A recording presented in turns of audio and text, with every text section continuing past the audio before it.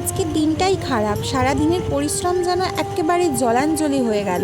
আজকে কি এমন রান্না করলাম যে বর একেবারে কড়াই শুদ্ধ ধরে নিয়ে বাইরে কুকুরদের দিয়ে দিল খাবারের জন্য। তো জানতে হলে তো বন্ধুরা ভিডিওটাতে অবশ্যই সাথে থাকতে হবে, আর ভিডিওটা কেমন লাগলো সেটাও কিন্তু অবশ্যই জানিয়ে যেতে হবে।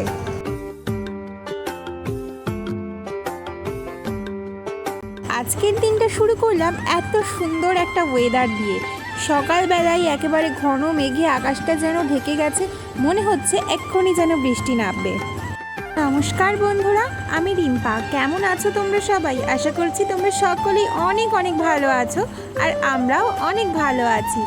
আমার একটি নতুন ব্লগে তোমাদের সবাইকে জানাই অনেক অনেক স্বাগত। আজ দিনটি ছিল শনিবার, তো আজকে সকাল থেকেই ঠিক আমি তোমাদের সবাইকে সাথে নিয়ে আমার এই দৈনন্দিন জীবনের ব্লগটা শুরু করছি।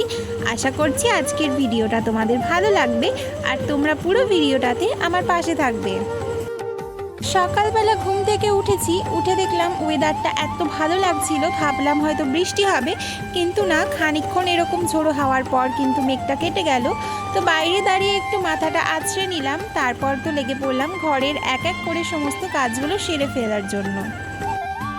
কারণ আজকে ছিল শনিবার, আর শনিবার আমার যেহেতু পড়ানো থাকে না, সকালবেলায় পড়ানো থাকে না, বিকেলেও থাকে না, শনি রবি দুটো ছুটির দিন, তাই কিন্তু আজকে একটু বেলা করেই ঘুম থেকে ওঠা হয়েছিল, ওই বলতে পারো সকাল 8টা নাগাদ। তারপর আর কি এক এক করে সমস্ত কাজগুলো সারছি।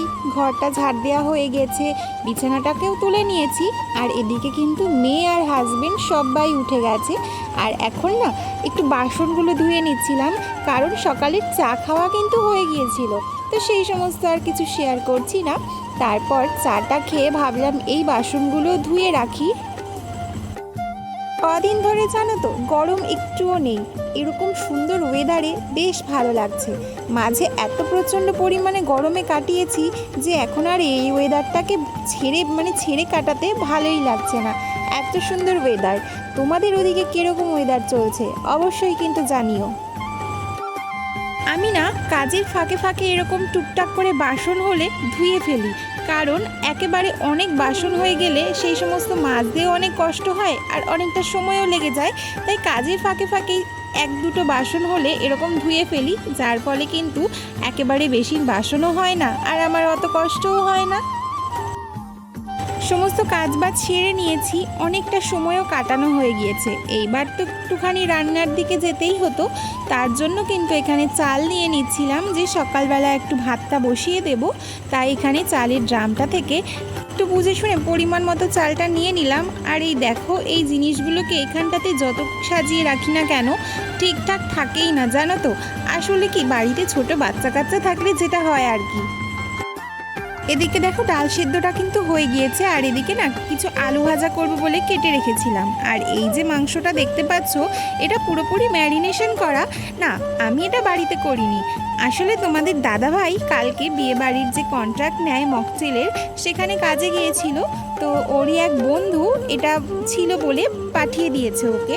তাই আজকে ভাবলাম চলো এটাকে একটুখানি রান্না করে নেব। সমস্ত মশলা মাখানোই আছে, শুধু কড়াইয়ে একটু কষালেই হয়তো হয়ে যাবে। তার জন্য আজকে আর তেমন কিছু প্রিপারেশন রাখিনি। ডাল আলু ভাজাটা তো সকালের জন্য করেই নিচ্ছিলাম, আর মাংসটা দিয়ে দুপুরবেলা ভালো মতনই হয়ে যাবে ভেবেছিলাম। তার জন্য কিন্তু এখন আলুটাকে ভেজে নিচ্ছিলাম, আর ডালটা ফোড়ন দেব, তার জন্য কিন্তু বাটি বসিয়ে দিয়েছিলাম। আমাদের বাড়িতে না জানো তো মাছের মধ্যে মাংসটাই বেশি পরিমাণে খাওয়া হয়, আর যেহেতু মাছ হলে না সমস্ত মাছ আমাদের বাড়ির আমরা তিনজনই সব মাছ খাই না, তাই সেহেতু সেরকমভাবে কোনো একটা মাছ আনা হয় না। আর আজকে শনিবার, আর আমাদের বাজারে ঠিক সেরকম মাছও ভালো ছিল না, তাই যেহেতু মাংসটা ছিল আমি ভাবলাম যে হয়তো এটা দিয়েই ভালো মতো হয়ে যাবে।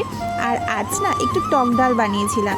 এই গরমের মধ্যে কিন্তু টক ডাল দিয়ে আলু ভাজা দিয়ে খেতে কিন্তু বেশ ভালো লাগে। তারপর একটুখানি শুকনো লঙ্কা আর কালো সর্ষে ফোড়ন দিয়ে আমগুলো দিয়ে ডালটা তো ফোড়ন দিয়ে দিলাম। হ্যাঁ বন্ধুরা, ভিডিওর মাঝখানে তোমাদের সকলকে জানাই, যারা যারা আমার ভিডিওটা দেখছো তোমাদের সবাইকে অনেক অনেক ধন্যবাদ। আর যারা যারা প্রথম থেকে আমার সাথে একইভাবে রয়ে গেছো তাদের তো অসংখ্য ধন্যবাদ এভাবে আমার পাশে থাকার জন্য। আর আজকের ভিডিওটাতে যদি তোমরা কেউ নতুন হয়ে থাকো তাহলে কিন্তু অবশ্যই আমার ভিডিওটাতে একটা লাইক করে দিও, আর ভালো লাগলে আমার চ্যানেলটিকে সাবস্ক্রাইব করে অবশ্যই আমার পাশে থেকো। যাকে দেখো, কথা বলতে বলতে কিন্তু আলু ভাজা আর ডালটা কিন্তু আমার হয়ে গিয়েছে।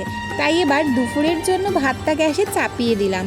মোটামুটি রান্নাবান্না তো কমপ্লিট হয়েই যাচ্ছে, শুধু এবার ওই যে চিকেনটা তোমাদের সাথে দেখিয়েছিলাম যেটা বিয়েবাড়ি থেকে বর এনে দিয়েছিল, তো সেটাই করব এখন। তাই দেখো, আবার একটু কাজের ফাঁকে না এই জিনিসটা আমার প্রচণ্ড হয়েই যায় জানো না, এরকম মাঝে মাঝেই গ্যাসটা এরকম রান্না করা অবস্থাতেই বারবার করে মুছে ফেলি। ওই একটু কিছু পড়লেই জানো না কেমন লাগে দেখতে। এবার দেখো, পেঁয়াজগুলোকে একটু কেটে নিচ্ছিলাম যেহেতু চিকেনটা রান্না করব তাই। আসলে পরে জানতে পারলাম ওটা ছিল শিক কাবাব বানানোর চিকেন, কাবাবের চিকেন ছিল ওটা। তো আমি তো প্রথমে বুঝতে পারিনি, যেহেতু দই দিয়ে ম্যারিনেশন করা ছিল তাই আমি ভাবলাম হয়তো এটা চিকেনের মতো রান্না করলেই হয়ে যাবে। তাই এদিকে কড়াইয়ের মধ্যে তেল দিয়ে, যেহেতু গোটা গরম মশলা ছিল না তাই ভাবলাম একটু চলো গুঁড়ো গরম মশলাটাই ফোড়ন করে দিই। তারপর একটু পেঁয়াজ লঙ্কাটা ভাজা বসিয়ে দিয়ে তারপর কি সেটা ভালো মতো ভাজা হয়ে গেলে চিকেনটার মধ্যে দিয়ে দেব। আসলে যেরকমভাবে চিকেন রান্না হয় আর কি, তো সেরকমভাবে করতে গিয়ে এত সমস্যা হচ্ছিল কি বলবো তোমাদের। ভালো মতনই রান্না করছিলাম কিন্তু ওখানে দইয়ের পরিমাণটা অনেকটাই বেশি ছিল, আর জানি না বাবা কী সমস্ত মশলা হয়তো দেওয়া ছিল। তো আমার না কষানোর সময় খুব অসুবিধা হচ্ছিল, মনে হচ্ছিল যেন কড়াইয়ের নিচটা লেগে লেগে যাচ্ছে। তারপর একটু জল দিয়ে জাগিয়ে যেমন তেমন করে কষ্ট করে একেবারে কষিয়ে একটু ঢাকনা দিয়ে দিয়ে কষিয়েছিলাম। তারপর কিন্তু এইভাবেই কিন্তু রান্নাটা কমপ্লিট করলাম। এই মাংস নিয়ে ঝামেলা করতে করতে ভাতও এদিকে হয়ে গিয়েছে, তাই ভাতটাকে এবার একটু গড় দিয়ে নিচ্ছিলাম। তারপর ভাতটা গড় দিয়ে তোমাদের সাথে তো অবশ্যই শেয়ার করব চিকেনটা কীরকম কী হলো। এই যে দেখো চিকেন, এত বিচ্ছিরি হয়েছিল বন্ধুরা, কি বলবো তোমাদের, জাস্ট কিছু বলার নেই। সেটা তোমরা ভিডিওর মধ্যবর্তীতে দেখতে পাবে। তারপর কি রান্না বান্না কমপ্লিট করে ফেললাম। এবার একটু ঘরটা মুছে নিচ্ছিলাম।